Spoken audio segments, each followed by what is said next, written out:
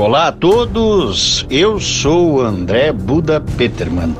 Este é o podcast 57 Minutos, onde eu realizo entrevistas com pessoas que acredito são relevantes no que tange a geopolítica internacional, aqui neste pálido ponto azul suspenso no cosmos.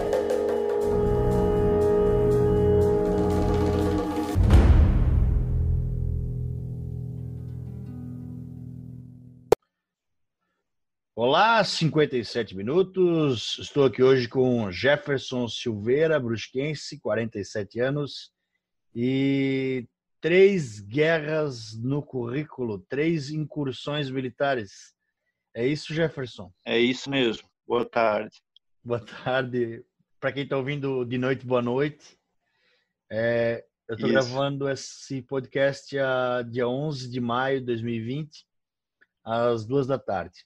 Hoje tu tá morando no Brasil, né, em Balneário Barra do Sul, aqui em Santa Catarina, litoral norte de Santa Catarina, né? Isso mesmo. Mas por muito tempo tu morou nos Estados Unidos, né? Quando é que tu se mudou para lá? Então, em 1995 eu fui para os Estados Unidos e residi lá por 20 anos. O que tu fazia quando tu chegou lá? Quando eu cheguei nos Estados Unidos, eu estava numa banda de rock na altura. Nós primeiro ficamos ali na área de Massachusetts, e depois nós decidimos que era melhor para a carreira da banda ir para a Califórnia, né? Porque tinha mais opções de fazer shows e coisa e tal. E além disso, eu trabalhava de pintor, pintava casas, né, durante o dia e tocava nos clubes durante a noite. Qual era o nome da banda de metal? A banda era De Front. O Front. Prevendo o futuro, né? Talvez sim. Foi o guitarrista na altura. E tu eras o que na época? Não fui eu. Eu tocava guitarra e cantava, né? Eu era o vocalista. Daí fazia tinha um guitarra base. Baixista. Isso. Então, tu tinhas essa banda de front e tocavas aí nos clubes da Califórnia, nos anos 90, nos anos 2000, e trabalhavas tínhamos uma empresa de pintura, de residência, é isso? Isso mesmo. Quando eu cheguei lá, eu trabalhei na Califórnia, né? Eu trabalhei uns 5 anos de pintor para uma empresa. Daí eu resolvi ir tirar minha licença, né, de contratista no estado da Califórnia. Daí depois que eu consegui a licença, daí eu abri a minha própria empresa de construção civil, basicamente. Na época que eu fui, na época princípio dos anos 90, ali era bem diferente, né, o lance da imigração, de documentação, coisa e tal. Hoje em dia é bem mais complexo, né? Aí tu estava tocando a tua banda, tocando a tua empresa, tendo uma vida legal. E qual foi o momento que tu decidiu que tu ia se alistar no exército? Então, eu já estava buscando uma mudança, né? Uma mudança de estilo de vida. Mas com todos os eventos que estavam acontecendo na altura da guerra do Iraque, da guerra no Afeganistão, né? E também com que aconteceu o evento lá das Torres Gêmeas, né? Daí eu já tinha uma tendência já de querer me envolver de alguma forma para ajudar de alguma forma. Daí eu comecei a procurar informações sobre, né, a vida militar, a profissão e coisa e tal, e acabei decidindo entrar no exército. Aí tu estavas isso foi em 2007, estavas com 34 anos. Isso mesmo. Que é a minha idade hoje. Tu se alistou no exército nos Estados Unidos e fosse ter o treinamento. Ficasse quanto tempo em treinamento? Sim, eu fui primeiro, quando eu me enlistei, né, em setembro de 2007, eu fui mandado para Fort Benning, que é onde eles treinam em infantaria, né? Daí eu fiquei lá 4 meses, depois eu recebi minhas ordens para ir para Fort Campbell, que é em Kentucky. Daí eu fiquei lá 2 anos.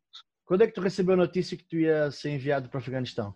Então, quando eu saí do treino, né, do Fort Benning, que eu cheguei que eu recebi minhas ordens para entrar no meu batalhão lá, eles já estavam no Afeganistão. Então eu tive que ficar ali um mês, né, na base, daí eu já fui mandado para lá. Eles já estavam lá, na verdade era 1 ano, né? Tinha que ficar lá. Mas como eles já estavam lá 6 meses, daí eu só fiquei os outros 6 meses. Aí tu recebeu a notícia que ia ser enviado para o Afeganistão, foi toda a tua turma, vamos dizer assim, foi junto para lá. Isso, eles já estavam lá, né? Eu é Uhum. que fui, na verdade, ao encontro deles, porque eles já estavam lá 6 meses. Como é que é essa viagem do Kentucky até o Afeganistão? Então, tem todo um protocolo de segurança, né? Daí o que eles fazem, tu carrega todo o equipamento do batalhão todo dentro de um avião militar. Daí aquele avião basicamente sai batendo asas, né? Que ele mal consegue levantar de tanta coisa dentro. E eles fretam um avião comercial que sai logo atrás daquele, né, com soldados dentro, com quase 600 soldados, né? Daí nós voamos de Fort Benning, né, que ele sai de dentro do forte, até nós paramos na Irlanda do Norte, não sei o local, eles não informam o local, nem os horários, nem nada disso. Daí nós ficamos lá por volta de 12 horas, daí tu fica numa área separada do aeroporto, por cidadãos comuns não ver que tu estás ali naquele aeroporto, né? Daí depois tu espera, daí eles recebem a ordem, não sei quem recebe a ordem de entrar no avião, e eles nos indicam, né, para entrar no avião. Daí nós fomos até o Kuwait, ficamos lá mais algumas horas, daí depois nós vamos para o Afeganistão, para Cabul. Para Cabul. Aí de Cabul o exército se destaca para outra base. Sim, daí tu vai para tua areazinha que tu vai servir os 6 meses, que no meu caso foi Paquita. E aí tu ficou ali 6 meses. Teve alguma ação nesses 6 meses?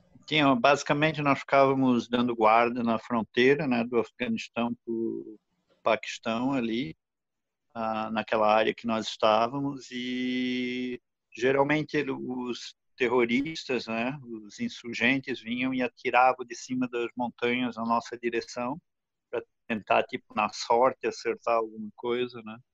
Uhum. Mas bem básico, assim, não tinha combate de frente a frente, assim, eles atiravam e saíam correndo, né, se escondiam basicamente. Muitas vezes nós nem fazíamos nada, porque não valia a pena, né, porque a distância é tão grande que até tu montar e equipar todo mundo e começar a caminhar, eles já estariam super longe, né, não vai encontrar mais ninguém.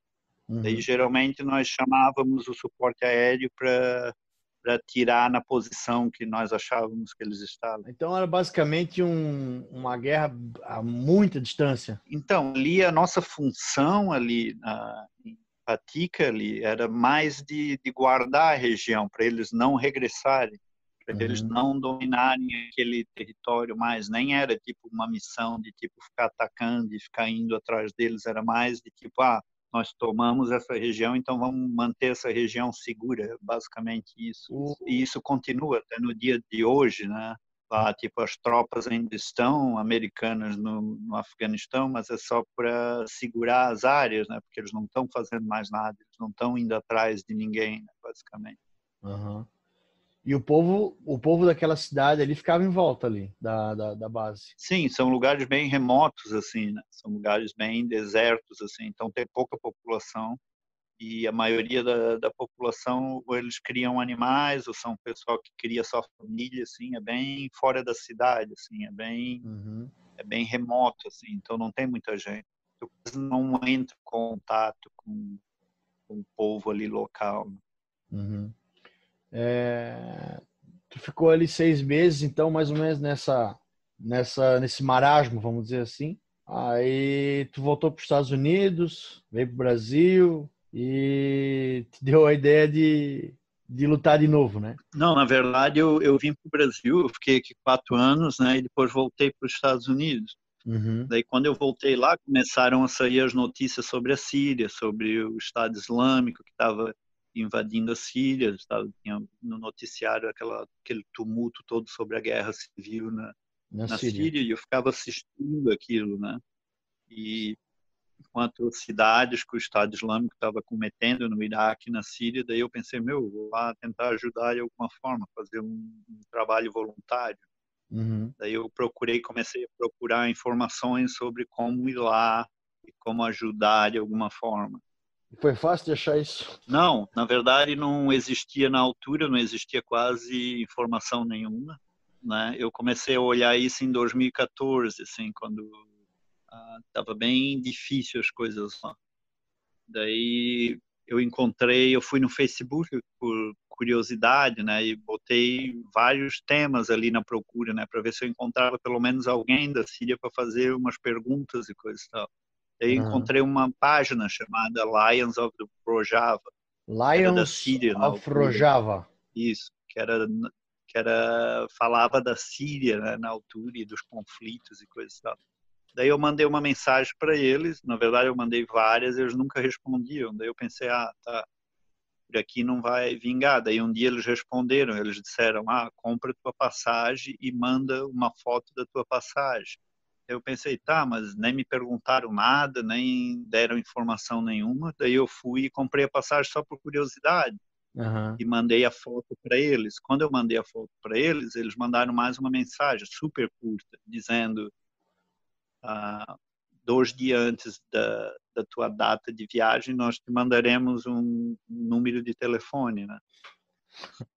Só isso. Sim, só isso. Daí eu pensei, não, isso não é de verdade, né? Tipo, uma palhaçada qualquer, alguém Uma tipo pegadinha. brincando com, uma pegadinha, né?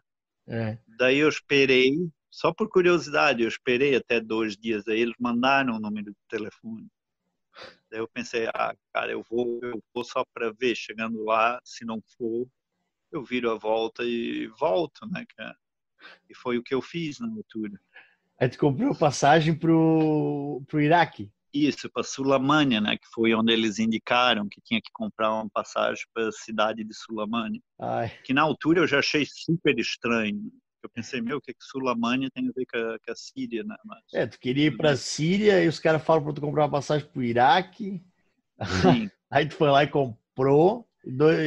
E 2 dias antes da data do embarque, eles te mandaram um telefone. E como é que tava teu nervosismo nessa fase? Não, o tempo todo, apesar de eu ter feito, né, o que eles pediram, né, eu estava o tempo todo achando que não era sério. Pensei que, tipo assim, deve ser um esquema para alguma coisa, alguma sacanagem, alguma coisa assim. Mas na minha mente eu estava pensando, se eu chegar lá, alguma coisa eu vou descobrir, né? Porque eu vou estar perto. Aí eu vejo o que eu vou fazer quando chegar a hora. Uhum. Era isso que eu estava pensando na altura. Daí eu entrei no avião, fui para a Suécia primeiro, tinha uma parada na Suécia. Daí da Suécia, que os aviões só entravam no Iraque no meio da noite, né? Eles não Provavelmente voavam durante o dia. pelo risco de ser Isso, abatido. isso, exatamente. Daí eu cheguei em Sulamânia às 2:30 da manhã. E eu achando que era um aeroporto normal, né, cara? Tipo um aeroporto com atendentes e telefones. McDonald's, Starbucks, internet. Isso, a coisa toda. Eu cheguei lá, né, quando o avião aterrissou, era só um galpão, não tinha mais nada, não tinha nada, né? Daí eu desci do avião, já era 2:30 da manhã e coisa e tal. Pensei, vou perguntar. Eu vi que tinha uns 2, 3 trabalhadores no aeroporto. Daí eu perguntei, tem um telefone? Eles disseram, não tem telefone. Não tem telefone. Daí eu disse, mas não tem. Se eu quiser comprar uma passagem, eles disseram, não tem como. Tu tem que ir lá na cidade, numa agência de viagem e comprar coisa, porque aqui não tem nada. Era basicamente um era só um aeroporto de galpão. carga, talvez. Isso, basicamente isso. Daí tinha um taxista lá, que eu me dirigi a ele e pedi para ele telefonar para aquele número que eu tinha, né, que eles tinham me enviado pelo Facebook. Daí ele tentou ligar, não conseguiu nada, ninguém respondia. Daí eu fiquei ali pensando o que eu ia fazer, né? Uhum. Daí eu disse para ele, me leva para um hotel. Daí eu pensei, era tudo um esquema mesmo, amanhã eu compro uma passagem e vou embora. Ele me levou para um hotel, nós chegamos no hotel, era por volta das 4 da manhã, e o hotel estava fechado ainda, ele ficou batendo na porta, daí um atendente veio, abriu a porta e Mas peraí, o atendente falava. como é que era o caminho do aeroporto até o hotel? Então, ali quando nós saímos do aeroporto, eu pensei, deve ter uma cidade aqui perto, alguma coisa assim, né? Porque tem um aeroporto. Mas a única coisa que a gente via era aquelas barricadas de guerra, né? Que deixaram das guerras prévias, né? Arame E eu ficava farpado olhando. e Isso, saco de essa areia. coisa. Aham, as estradas tudo bloqueado com aqueles coisas de cimento, né? Aham. Eu pensei, tipo, meu, me ferrei, entendeu? Meu, nunca mais nem acho o caminho para o aeroporto, né, nessa bagunça toda. Mas daí ele andou milhas e milhas até chegar no hotel, assim. Daí Ah, chegando lá tinha esse rapaz que ele falava um pouquinho esse atendente, que ele falava um pouquinho de inglês, coisa e tal. Daí eu disse, ó, tem esse número, eu gostaria que tu ligasse para ver, porque nós tentamos e não deu. Daí ele tentou várias vezes e o número não deu também. uhum, Daí tinha um cara do lado assistindo essa tentativa dele, um cara que uhum. estava no balcão do lado. E ele falou alguma coisa lá no idioma deles, né, que eu não entendi. E, de certo, ele disse para trocar o número da área ou coisa assim. Daí ele se dirigiu a mim e disse, eu acho que esse número é de outro país, eu vou tentar outro código para ver se dá certo. Daí ele tentou e alguém atendeu finalmente o telefonema. E eles disseram, não, diz para ele que amanhã nós vamos aí buscar ele de manhã. Daí fui pro meu quarto, né, cara? Botei a cama na frente da porta, os armários, tudo. Pensei, cara, Aí não tu sei fez quem a é tua essa gente. barricada. Não... Isso, exatamente. Porque eu pensei, meu, não conheço ninguém, né, cara? Não sei quem Uhum, vai vir. Vai que é o próprio Estado Islâmico que criou isso tudo para sequestrar a galera e coisa e tal. uhum. E eu fiquei ali naquela. Eu nem dormi, né, cara? Fiquei acordado direto. Daí chegou uma hora, era perto do meio-dia, alguém bateu na porta, né? Daí eu Aham. olhei ali pela porta para ver quem era, parecia um cara super de boa.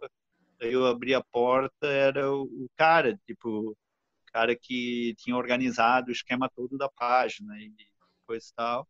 E ele disse: Vamos embora, eu vou te levar lá para o Safe House, né? Que é onde os outros estrangeiros ficavam.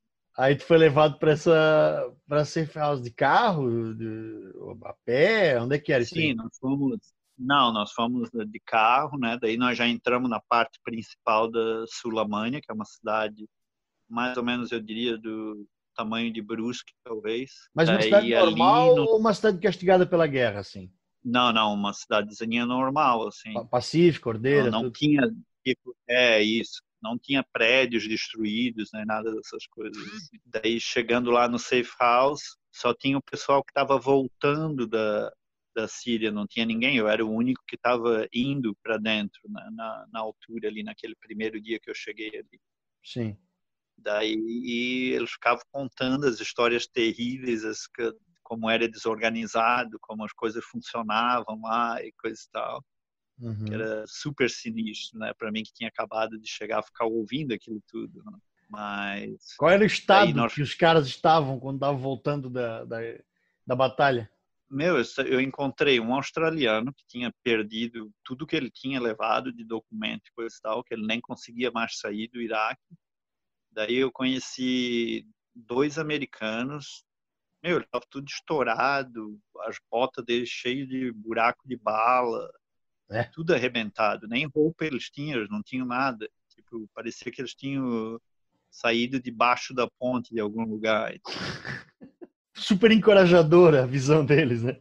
Nossa, totalmente. E, tipo, eles saíram, tipo, totalmente frustrados, né, também, porque a saída de lá é frustrante para sair de lá, não é uma coisa fácil também.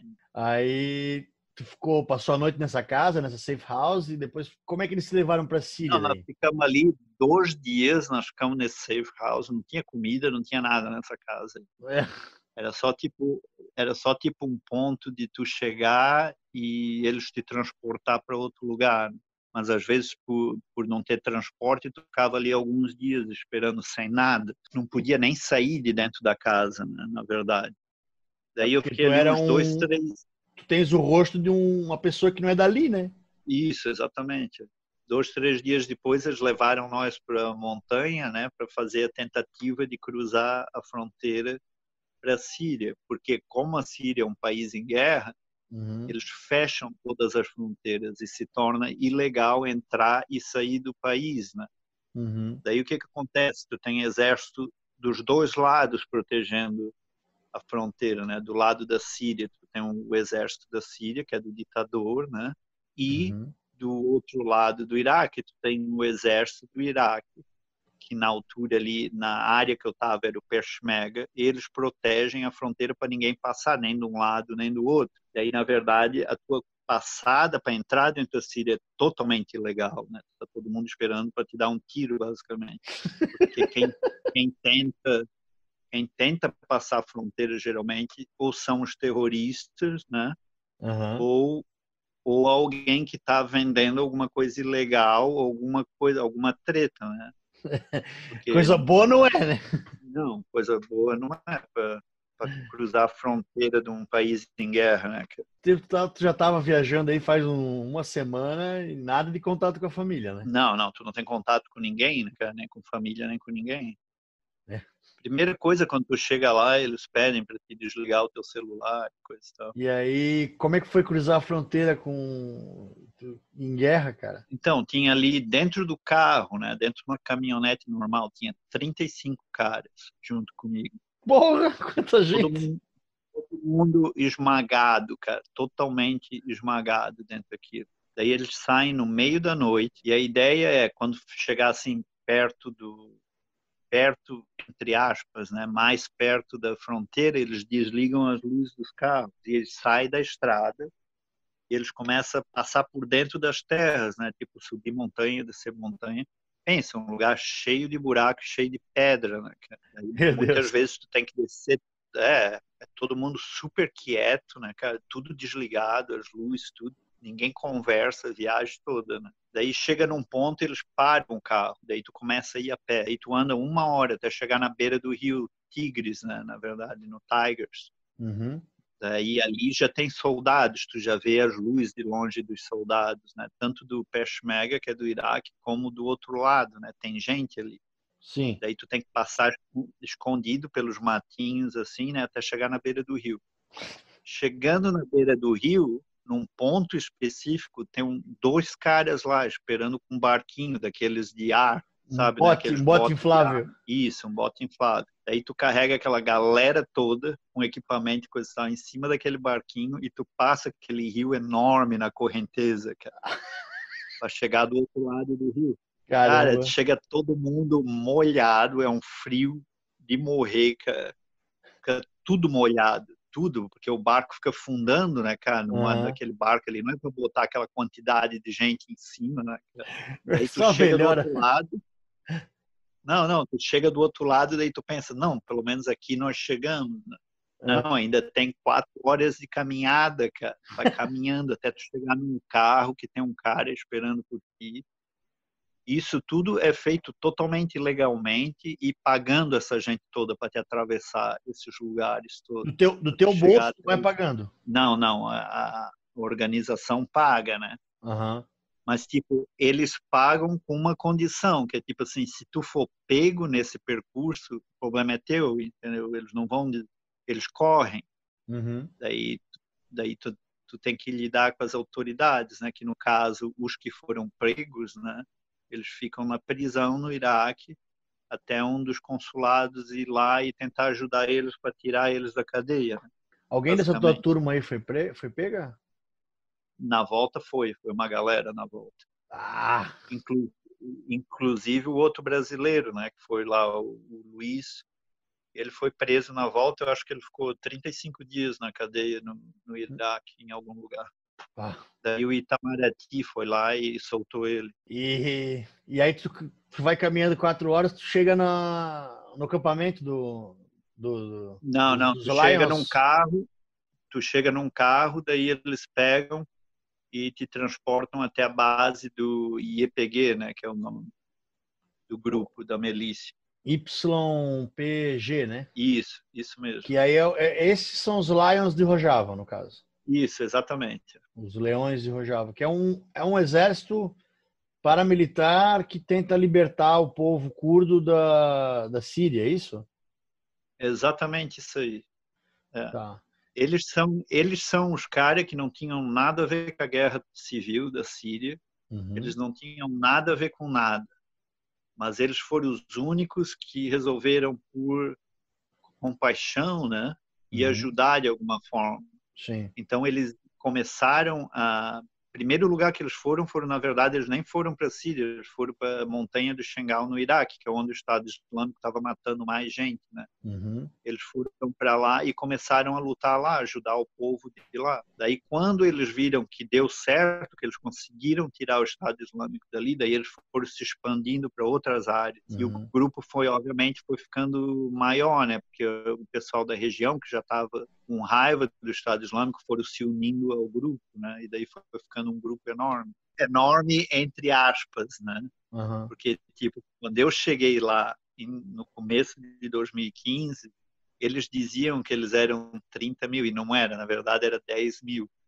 Tinha 200 mil soldados do Estado Islâmico, então era 10 mil de nós lutando contra 200 mil deles, que era muito sinistro, mas muita gente faz isso lá, entendeu? Eles aumentam os números para dar tipo confiança para as pessoas que estão lutando, né? Mas havia muitas histórias de pessoal do IEPG morrer da fome e da sede, porque não tinha nem gente para transportar comida e bebida para os soldados, porque era um número super limitado de pessoas lutando. Aí tu chegou no acampamento, tu recebe uma instrução, como é que é? Não, na época que eu fui não recebia nada. Hoje em dia eles recebem aula para aprender a falar algumas palavras curdas e toda uma instrução por que eles estão lá e qual é o objetivo deles. Na altura que eu fui, não, tu chegava lá e já te botava num carro e te mandava para frente, para a linha de frente. Meu Deus! Se tu fosse soldado ou não? Não interessa, se tu aderir ao grupo, tu vai lutar, entendeu? A não ser que tu não queira, daí tu pode dizer para eles, eu não quero, daí eles te deixam para trás, né? Tipo, tu pode ir lá, por exemplo, e fazer, sei lá, ficar ajudando a população de alguma forma, limpando as coisas, arrumando água, isso, alguma coisa tu pode fazer, mas a tendência deles é te jogar para a linha de frente, né? Na época, né, era assim. Aí, de acordo com o teu treinamento militar, isso provavelmente te ajudou, né, a estar combatendo ele também, né? Sim, se bem que no caos total nenhum treinamento vai te ajudar, né, de alguma forma, só que tu fica mais alerta para detalhes, de repente que outras pessoas não percebem, né? Porque tu recebeu o treinamento para aquilo. Mas, tipo, se tu tem um treinamento militar e tu entra num grupo que não tem treinamento nenhum, tipo, o teu treinamento não vai ajudar muita coisa, porque tu tem que trabalhar em grupo, né? E se os outros não são treinados, o teu treinamento não é muito eficaz, né? Não tem muito o que usar ali. Então, basicamente, quando tu chega lá, tu não está numa guerra civil. É a mesma coisa que nós unir 10, 20 caras aqui no Brasil e sair tentando organizar as coisas. É basicamente uma guerra assim, totalmente desorganizada. Tu caracteriza assim, então, aquele período da batalha, né, contra o Estado Islâmico, um caos total? Tu acha que foi isso que tu viveu? O que acontece? Com o tempo, né, as coisas, tipo, ainda mais quando tu é vitorioso, né? Vamos supor, tu toma um vilarejo, né? Daí dá certo. Daí tu já aprende certas coisas, daí tu vai aprendendo e evoluindo com o tempo. E também nós estamos falando de uma cultura muito diferente, né, cara? Eles não pensam que nem nós, eles não agem que nem nós, eles não são que nem nós. Então isso tudo influencia para quem está chegando lá. Nós olhamos para aquilo e nós olhamos tipo, meu, que desordem, né? Que caos. Para eles não olham assim, porque eles não têm os mesmos valores que nós. Que no Oeste, né, continua, né, nós temos medo da morte, né? Nós tentamos, a nossa mentalidade é tipo assim, nós queremos sobreviver, né? Nós queremos aprender o máximo para entrar no campo de batalha e sair vivo, ou lutar mais um dia, né? A mentalidade não é deles, assim, a mentalidade deles, deixa eu lutar até morrer, porque daí eu vou ser um mártir, eu vou ser um herói. Entendeu? A vida não tem o mínimo valor. Então, quando tu chega num grupo que pensa assim, eles não vão se preocupar com muita coisa que tu, de repente, vai se preocupar. Tu enfrentou muitas situações de combate corpo a corpo, próximo mesmo do perigo? As guerras hoje em dia são como, né, cara? A maioria são explosivos improvisados, né, cara? Táticas desse tipo, né? Quando tu tá de frente a frente, o máximo que tu vai estar de distância da pessoa é tipo por volta de 150 metros, 200, a não ser que ele seja um homem-bomba, um carro-bomba que vai tentar correr na tua direção, né? Uhum. Daí, se tu não pegar ele, se tu não conseguir derrubar ele, ele vai basicamente se matar e te matar junto, né? Se ele conseguir se explodir. Então, a maioria dos combates que eu tive, né? Eu tive em 2 carro-bombas que explodiram bem próximo a mim, que eles tentaram chegar o mais próximo possível, né? Sim. E teve 2 caras que se explodiam, mas eles estavam por volta de uns 100 metros de mim. E o resto dos combates que eu vi é tudo por distância de 150, 200 metros, assim, que é basicamente o que uma K vai causar mais estragos, né, por volta dessa distância, assim. Uma K-47, né? Isso. E quanto tempo durava esse combate arma contra arma aí, AK contra AK, né? Esse... Na verdade, são minutos, né? Na verdade, um combate. Tu chega na fronteira, né, de um vilarejo, eles sabem que tu estás chegando. Tanto o oposto também, né? Quando nós dominamos um vilarejo, nós fizemos todo um circuito de segurança e tu fica esperando que eles tentem, né, retomar. Isso, tomar o vilarejo. Então, eles fazem o mesmo procedimento, né?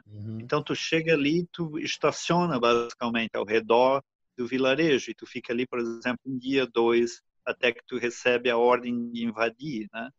Nesse entretanto, tu fica trocando tiros, mas não é constante. Sim. É tipo, tu atira 5, 6 vezes, daí passa 1 hora, 2, eles atiram pro lado de cá e assim por diante, né? Às vezes, tipo, se tem um bebedor de água, eles vão botar um sniper ali, um atirador, porque eles sabem que tu vai tentar tomar água, coisa assim.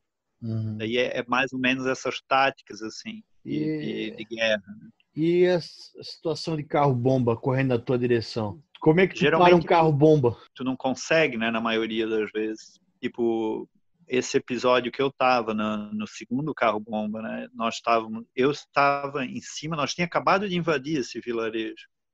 E eles sempre avisam, né, quando tu acaba de invadir, cuidado com os carros-bomba, que eles têm essa tendência deles fugirem, né, recuarem, e daí eles entram num carro e voltam, porque eles sabem que tu estás ali agora, né? Eles tentam, tipo, matar o máximo de soldados possíveis, né, se eles conseguem. Daí eu estava em cima do terraço de uma casa, que geralmente é a exposição, quando tu invade num vilarejo, tu vai para cima das casas para tu ver, né, ter uma visão mais ampla da área que tu estás. Pega o E eu vi terreno um alto, né? carro, isso, e eu vi um carro, né, vindo tipo a 100 por hora, eu já sabia, né, que era carro bom, porque ninguém vai andar naquela velocidade, né? Geralmente os carros lá andam super devagarinho, assim, quando eles estão entrando nos vilarejos. E esse carro vinha tipo a 100 por hora, com aquela fumaça, né, por trás de poeira. Daí eu já imaginei, eu comecei a atirar no carro, mas quando tu atira, tu nota que as tuas balas tudo estão resbalando, né? Daí tu sabe de ter certeza que é um carro bomba. Ou tu fica tirando até ele chegar próximo, explodir, tu morrer junto, porque correr não adianta, né, cara? Ou tu te protege de alguma forma, né? Que foi no caso, eu deitei no chão atrás daquele pilarzinho que fica em cima da casa e ia esperar que ele não bata logo na casa que tu tais, né, cara? Não tem o que Daí, fazer. não tem muito o que fazer. Tu não vai ganhar de um carro na corrida, né, cara? Não tem como. Sim. Daí ele foi mesmo, passou da minha casa, passou mais uma casa, daí ele explodiu. Daí eu só, claro, vem aquele monte de tijolo e cimento e poeira por cima de ti, mas eu sobrevivi, né, à explosão. Meu Deus, cara. Tinha muita gente contigo ali junto, em volta? Tinha um monte de gente. Nós tínhamos acabado de chegar naquele vilarejo. Tinha uns 40 caras ali. Uns saíram tudo rasgado, com uniforme tudo rasgado, outros tudo arranhado, né? Que voa pedaços de coisa para tudo quanto é lado, né? Mas nós não tivemos nenhuma perca ali naquela explosão. Ali. Um outro carro que eu tive, né? Carro-bomba foi uma caminhonete que ela veio com um cara. Eu vi, nós atiramos 5 cervejas, porque geralmente nós atiramos para ver, porque de repente é um civil que está perdido, né, cara? Tipo, nem sabe o que está acontecendo ali. Porque tem pessoa que às vezes nessa situação fica sem noção, né, de direção para ir, coisa e tal. Sim. nós atiramos, tipo, perto do carro mais 5 vezes, daí ele não respondeu, nós atiramos no carro, daí, mas ele continuou vindo, daí quando ele chegou, tipo, uns 5, eu diria uns 50, 60 metros, ele explodiu a caminhonete. Ah, Aí, aquela ali, cara, eu tava super bem protegido, mas tinha outro cara que não, aquele morreu, né, pá. no incidente ali. Mas o que mais, né, mata nem é a explosão em si, é os pedaços do carro, né, que voam, né? Tipo, sai 1 milhão de migalhas de metal a 1.000 por hora, né, voando pelo ar. E, geralmente é aquilo ali que mata a pessoa. Então, se tu se abaixar, né, e se esconder atrás de alguma coisa, provavelmente não vai te pegar. Uhum. Mas se tu ficar a céu aberto, assim, ou na rua tentando correr, um daqueles destroços vai acabar te pegando. Tu falou de 2 casos de homem-bomba também. Eu, eu, Os eu, homens eu bombas vejo são aquela bem. cena de filme, assim, né? O cara vem correndo lá, lá, lá, lá, lá, lá, e explode. Algo assim, ou isso não tem sentido nenhum? Não, não, esse tipo, geralmente tu invade um lugar, uma cidade ou um vilarejo e o cara vê, não, perdi, entendeu? Nós já perdemos. Daí eles correm na tua direção. O problema é que é bem patético isso aí, porque geralmente esses caras que se explodem, eles estão lutando, né? Uhum. Antes deles decidirem correr na tua direção. Então, obviamente eles não estão com 1 tonelada de explosivo neles, né? Senão eles não iam nem conseguir estar ali lutando junto com os outros soldados, né? Sim. Então eles têm bem poucos explosivos neles. Então eles têm que chegar muito, eles têm quase que te abraçar para causar algum estrago, coisa que eles não conseguem, né, cara? Só se der um vacilo muito grande. Então os 2 que eu vi, eles se explodiram e nem mataram ninguém, Uhum. porque a explosão não era grande o suficiente para matar alguém. Mas tu viu isso na tua frente, se o cara evaporasse. Brrr. Sim, sim. Isso, isso tudo aconteceu na primeira vez que tu estava na Síria? Isso, foi tudo na primeira vez, que foi a mais sinistra, né? Que era bem mal organizado. Assim. Que foi a época que nós ganhamos mais território, foi a primeira vez.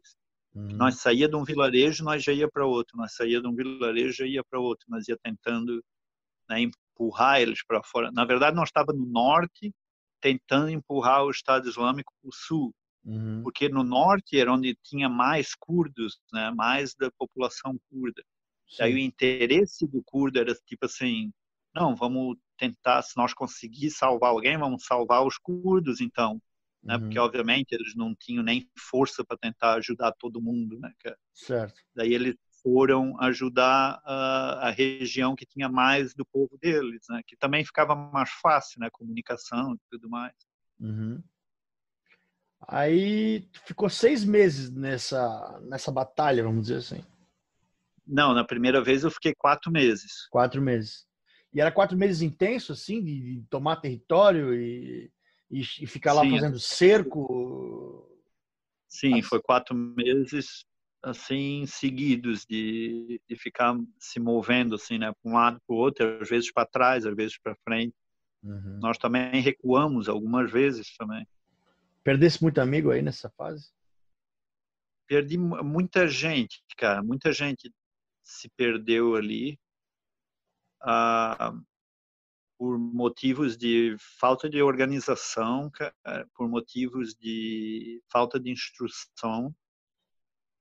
Por vários motivos, não diretamente por combate mesmo assim, frequente e ferrado, entendeu? Uhum. Mas tipo, por pisar em bomba despercebido, por entrar numa casa sem ter um protocolo, entendeu? E tipo, chegar chutando a porta, sendo que a porta estava com explosivos atrás, entendeu? Mesmo por falta de profissionalidade, né? Que eles não têm, na época eles não tinham nenhuma, não tinham treinamento nenhum. Uhum. Então muita gente tu perde assim, de tipo descer de um carro correndo e pisar numa mina, entendeu? Tipo o tipo de coisa que num exército, né, de um país eles vão te treinar para isso tudo. Tu vai sair super com cuidado, tu vai prestar atenção nos detalhes e coisas e tal. Uhum. Lá não, né, cara? Lá tu vai numa caminhonete aberta, tu invade um vilarejo embaixo de bala, tu estás aberto, tu estás atrás de uma caminhonete. e o pessoal sai correndo da caminhonete, nem estão olhando nada, né, cara? Ah, Chego nas casas chutando tudo, acendendo a luz, né? Que coisa que não se deve fazer, porque aham, geralmente eles botam explosivos improvisados nos interruptores de luz, né, cara, para tu aham. ligar e explodir a casa toda. Então, muitas percas assim que nem eu falei, um caos total, entendeu? Sem organização, sem Então, tu assim, dizer, tu dizer assim, ó, vamos todo mundo para a direita, daí tu olha, tu não vê mais ninguém, entendeu? Porque ninguém é treinado e foi cada um para uma direção diferente. Aí tu tenta encontrar os caras para sair do vilarejo, tu não encontra mais ninguém, porque a metade já voltou já sem ter dito nada, entendeu? Não tem uma organização. então tu diz que, né, uma dica se tu entrar numa situação de combate é muita atenção aos detalhes e manter a organização. Geralmente as guerras, eu acredito que as guerras de hoje em diante, né, dos últimos anos têm provado, né, que vão ser tudo guerras assim, guerras de milícias, né? O próprio Estado vai pagar um grupo para, em vez de mandar os soldados, para ir lá e fazer esse tipo de guerra, que é muito mais eficiente, né, cara? Aham. Porque imagina, tipo, vai lá, arma um vilarejo todo de explosivos e sai do vilarejo. Os caras vão chegar, vão entrar nas casas, vão se explodir, tu nem teve que arriscar nada, né, cara? Aham. Basicamente. E foi isso que eu vi mais, assim, apesar de eu ter visto combates de frente a frente, mas a maioria, 90% deles, são táticas de explodir as pessoas sem ter que botar soldados na linha de frente, entendeu? Em inglês é as booby traps, né? Isso mesmo, que tem para tudo quanto é lugar, cara. Às vezes tu estás dando guarda à noite e as coisas estão se explodindo sozinha, porque um animal pisa, né? Ou, ou o vento sopra e abre a porta do lugar que eles botaram um explosivo, coisa assim. Então, durante a noite, tu fica escutando um monte de coisa se explodindo, né? Sozinho, assim, do Tá nada. louco. E essa foi a primeira vez que tu tava ali. Aí tu recebeu uma ordem para voltar, teu Não, tempo não, de não, eu terminar. decidi voltar. Aham. Eu estava extremamente cansado, cara. Eu tinha... Meu, a comida era precária, mal tinha comida. Às vezes tu ficava 4, 5 dias sem comer. Eu estava exausto, cara. Estava Uhum. exausto. Para mim levantar os braços, eu tinha que fazer força, entendeu? De tão exausto que eu estava. Daí eu resolvi, tipo, não, para mim não dá mais, eu tenho que voltar. Daí eu pedi para sair, Uhum. daí eles me levaram de volta, né? Sim. Daí foi a mesma coisa para voltar, a mesma trabalheira, entendeu? Para voltar. Cruzar o Rio Tigre de bote Sim, a inflável, coisa toda, tudo igual. carro no deserto com luz apagada. Isso, tudo a mesma coisa. Aí tu teve que comprar uma passagem de avião também. Não, na altura eles davam a passagem de volta. Se tu conseguisse sair da guerra, eles te davam, tipo, como forma de agradecimento, eles compravam a passagem para tu ir para casa. Uhum. Daí Aí, eu, daí já a caminho, né? Quando eu entrei no avião, cara, meu, eu fiquei super triste. Eu pensei, meu, eu me senti assim super covarde, cara. Pensei, meu, tô deixando todo mundo, eu tô abandonando, tipo, a guerra não acabou, tipo, comecei a me sentir super mal. Daí eu cheguei nos Estados Unidos, né? Claro, comecei a me alimentar melhor e também voltei a trabalhar e coisa e tal. Mas que aquilo o tempo todo na minha cabeça, que eu não devia ter saído de lá, que eu devia ter ficado mais tempo, né? Aquilo era constante, aquele pensamento. Daí, um ano depois, eu decidi, não, eu vou de volta. Daí eu voltei para Sírio. aí o mesmo esquema de novo. Pegou o avião, as Sim, escalas. tudo igual. Mas dessa vez, quando eu cheguei lá dentro da Síria, estava muito mais organizado, muito mais.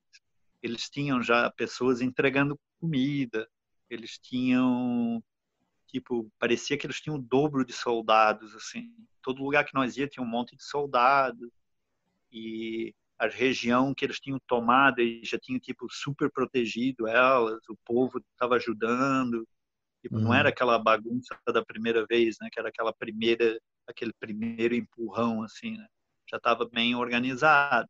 Mas daí surgiu a Ordem dos Estados Unidos, né, que se envolveu politicamente, porque eles estavam dando assistência aérea, né, os Uhum. curdos. Eles tinham que invadir Raqqa, que era a capital do Estado Islâmico, né? Era Manbij e Raqqa, que eram as duas cidades maiores Sim. do norte da Síria ali.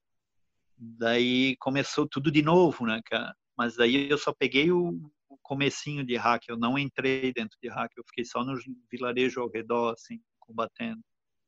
Mas estava bem melhor, assim. Bem melhor, quer dizer, bem melhor, tipo, bem melhor comparado com uma tragédia total, né? Continuava horrível, mas Uhum. bem mais organizado dentro daquela situação ali. Fazia muito mais sentido dentro da arquitetura da guerra, assim, né? Do Sim, combate. do caos deles, parecia que estava mais organizado. Aí dessa vez você ficou 4 meses também ou tu ficou mais tempo? Não, dessa vez eu fiquei 6 meses. 6 meses. Aí já era mais um pouco mais fácil de tu tá te mantendo ali, então tinha os suprimentos e coisas.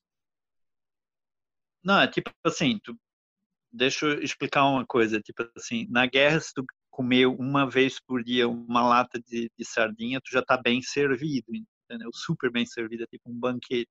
Uhum. Porque às vezes tu vai 2, 3 dias que tu não vê nada, a única Sim. coisa que tem lá é água podre, entendeu? Aquela água que fica naquelas caixas d'água que estão lá abandonadas 2, 3 anos. Uhum. Então, quando tu tem um carro chegando pelo menos uma vez por semana e trazendo alguma comida, pronto, fechou, já está bem organizado o negócio. Uhum. Claro que nem se compara aqui, né? A nossa vida civil e coisa e tal, tu come Sim. 3, 4 vezes por dia e tudo mais, coisa e tal, é outro ambiente, né? Outra coisa. Mas aí tu ficou lá e que te deu na cabeça que tu resolveu sair então, depois de 6 meses? Não, é que eu sabia que quando eles invadissem Raqqa, tinha acabado o Estado Islâmico, que era o Uhum. único lugar que eles estavam dominando, O era o último reduto. lugar. Isso, era tipo o lugar que eles iam proteger até a morte. Se quem ganhasse aquilo ali ganhava, né? Derrotava o Uhum. outro de vez. Sim. Daí quando eles chegaram ao redor de Raqqa, eu comecei a me sentir assim, meu, cara, já fiz um monte, acabou basicamente, não tem nem motivo Uhum. para eu entrar dentro de Raqqa. Daí eu peguei e fui embora. Aí tu ganhou a passagem e teve que comprar. Não, ganhei a passagem para ir embora. Aí, de novo, atravessar a fronteira, o rio Tigre de barco inflável, aquela coisa toda. Sim, é sempre o mesmo processo. Tu estás cometendo basicamente vários crimes dentro da lei deles, né? Passando a Uhum. fronteira e entrando num grupo militar e essas coisas tudo. E na volta alguém foi pego, alguém caiu alguém foi Então, capturado quando ali? nós estávamos voltando, nós voltamos ali também, uns 30, 40, por volta disso. Daí nós demos uma perdida ali quando nós atravessamos o rio. Daí nós ficamos bem perto do posto do Peshmerga, né, que é o exército do Iraque ali, que protege Uhum. aquela área. Mas eles não viram nós escapamos de fininho, assim. Mas é umas horas intensas, assim, porque tu estás desarmado também quando tu passa a fronteira. Uhum. Eles vão atirar em ti, tu não vai ter o que fazer, né, cara? Aí dessa oportunidade, tu voltou do Iraque, tu foi para os Estados Unidos ou tu veio direto para o Brasil? Eu não lembro mais. Não, eu fui para os Estados Unidos, eu fiquei lá ainda mais, acho que eu fiquei 1 ano e meio, 2 anos, daí eu voltei para cá. Aí tu tá agora morando em Balneário Barra do Sul, Santa Catarina, desde então. Sim, estou aqui praticando permacultura. Como é que é isso, permacultura? É uma forma de agricultura alternativa, mais ecológica. E agora tu te sente assim satisfeito e bem? Tu ajudou, tu cumpriu a tua tarefa? Ou tu sente que falta doar alguma coisa ainda para a causa? Não, falta, né, cara? Sempre falta. Qual é a diferença que uma pessoa faz no meio de uma situação gigantesca, né, de uma guerra? Né? Uhum. mas eu fui, entendeu? É isso que eu penso no final. Pelo menos eu fui, eu tentei fazer, eu dei o meu melhor. Uhum. Agora o resultado não está no meu poder, né, cara?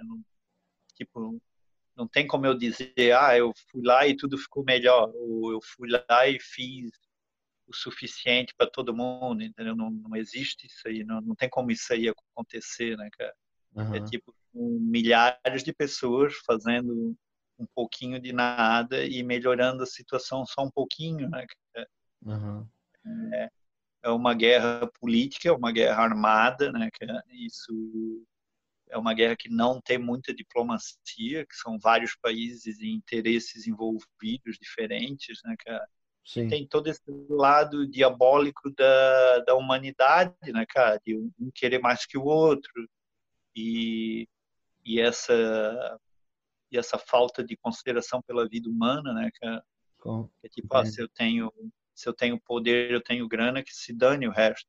Uhum. E, e quando tu tira a ordem de um país, né, quando não tem polícia na rua, quando não tem militares na rua, quem ganha é o mal, né, cara? Quem vence é o mal, é o cara do mal, porque Uhum.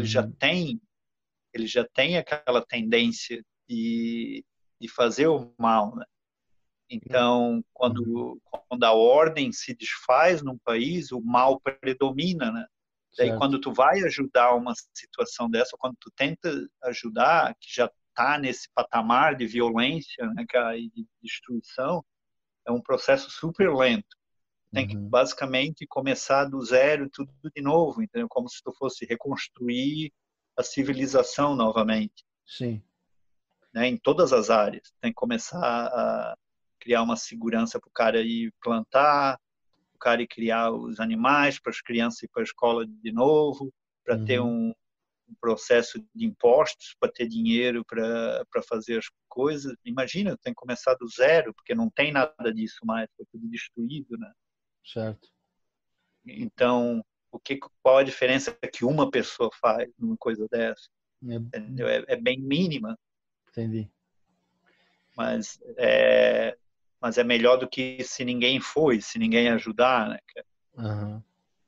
Pelo menos tu foi lá e fez alguma coisa, né?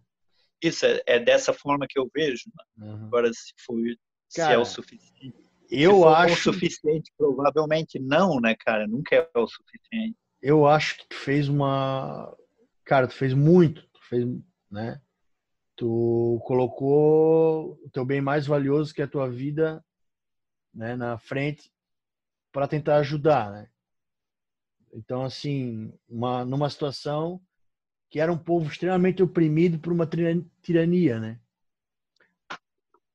E eu digo assim, eu acho que, cara, tu tens uma história muito rica para contar, né? E, e tu podes falar, cara, que tu contribuiu para fazer a diferença, cara, com certeza. Eu queria, né, te agradecer pelo tempo. A gente já deu 57 minutos aqui, que é a proposta do podcast, né? E tu contou basicamente a tua primeira incursão na Síria. E se tu concordar, a gente volta a conversar no futuro. O que tu acha, Jefferson? Sim, podemos, com certeza. Então, muito obrigado pelo teu tempo. Parabéns pela tua história. E se quiser deixar um recado para quem estiver ouvindo, pode falar.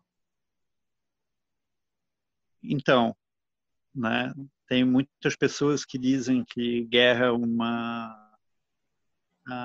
é um ato de ignorância, né? E é um ato tipo diabólico da humanidade, né? E pela minha experiência, o que eu vi, né, não é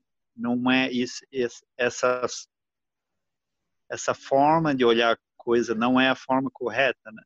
Às vezes um povo é tão reprimido, ele é tão oprimido, ele é tão maltratado que ele não tem outra opção.